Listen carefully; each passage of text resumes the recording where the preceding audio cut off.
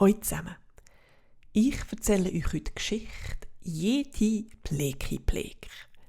Die Geschichte hat die Eva Suso geschrieben und der Benjamin Scho hat die Bilder dazu gezeichnet. Endlich sind die Berge weiss vom Schnee. Der Uno und der Max gehen raus zum Snowboard fahren. Der Papi stopft ihnen Mandarinli in die Jackentasche. «Viel Spass, Buben», sagt er. «Wenn ihr dann wieder daheim sind, essen wir den Omelett.» Der Uno gleitet den Hügel runter. Der Max fährt geschwind hinten nachher. Zwisch, zwosch, zwisch, zwosch. Sie drehen, kürfeln hin und her und gleiten. Der Abhang scheint länger und länger zu werden. Es nimmt kein Ende. Der Schnee wirbelt auf, aber sie kehrt nicht um. «Hast du gesehen, wie schnell das gegangen ist?» ruft der Max. Ja, sagt der Uno. «Wie kommen wir wieder rauf?» fragt der Max. Der Uno schält eine Mandarine. «Keine Angst», sagt er. «Wir finden einen anderen Weg rauf.» «Ich hasse Wald», murmelt der Max. «Hör auf zu jammern», sagt der Uno. Und jetzt sagt der Max etwas, wo leider stimmt. «Wir haben uns verlaufen. Gib's zu.» Plötzlich sehen sie ein «Was ist das da?» flüstert der Max. «Das ist ein Yeti.» «Gibt's den wirklich?» «Das siehst du doch. Schau den an. Er hat ein dickes Fell und grosse Füße.» Der Yeti lüpft die Buben vom Schnee auf, als wären sie kleine Häsli. Er läuft gewackelig durch den Wald. «Jetzt hat er uns gefangen», ruft der Max. «Das kann ein richtiges Abenteuer werden», sagt der Uno. Aber der Max hofft, dass der Yeti sie nur heim zum Papi trägt. Der Yeti läuft einen Hügel runter, einen Hügel rauf, bis zu einem Berg. Tief drinnen im Berg ist die Höhle vom Yeti.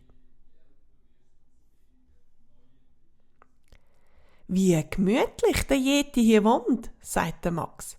«Fast wie in einem Haus.» «Wir könnten hier wohnen», meint der Uno. «Aber nur zum Gespass», sagt der Max. «Hast du uns gern?» fragt er. «Yeti, Pleti Plek», ruft der Yeti und giggelt. Von dort an finden die beiden alles irgendwie lustig.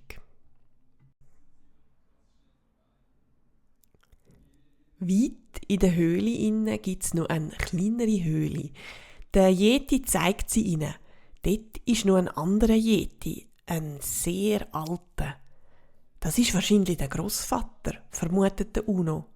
«Schau einisch», sagt der Max, «wie schön er schnitzen kann.» Dann sagen sie ihre Namen.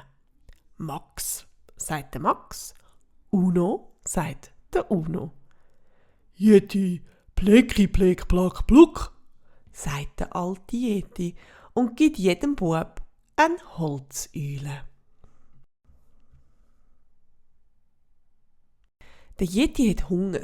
Er klopft sich auf den Bauch.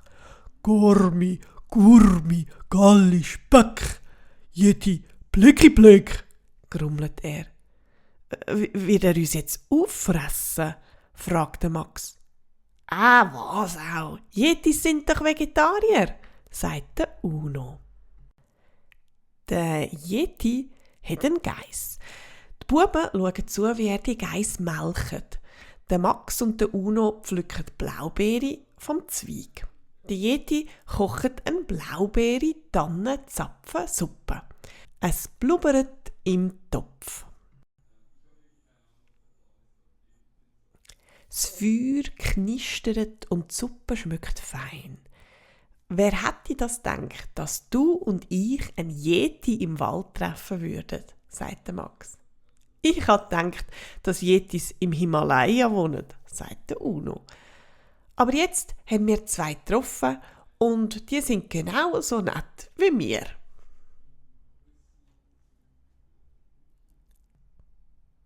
Nach dem Essen schnarchelt die Yeti so fest, dass es in der Höhle nur so hallt.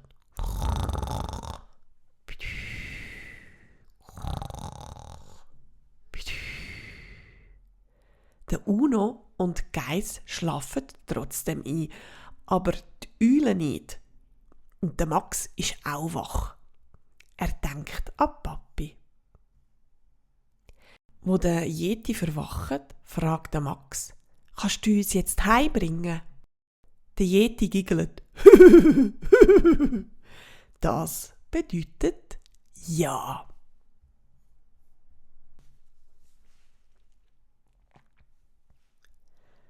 Der Yeti geht gewackelig den ganzen Weg zurück. Der Max und der Uno haben die beste Aussicht der Welt. «Hier, kommt mir!» ruft der Max. Es ist lustiger, auf den Schultern von Yetis durch den Wald zu kommen, als mit einem Snowboard zu fahren. Am kleinen Hügel lässt er sie ab. «Tschüss, liebe Yeti», sagt der Max. «Yeti, Plöckli Plöck», antwortet der Yeti. «Nur wir wissen, dass es dich gibt», sagt der Uno, «und wir versprechen, niemandem von dir zu erzählen.»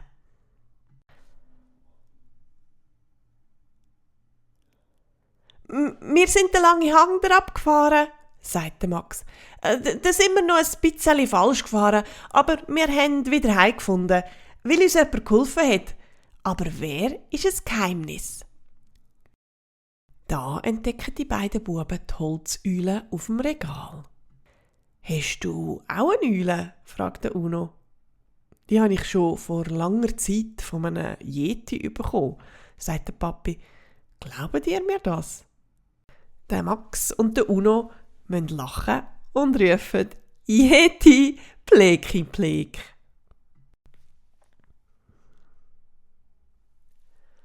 Das ist die Geschichte Yeti Pleki Plek.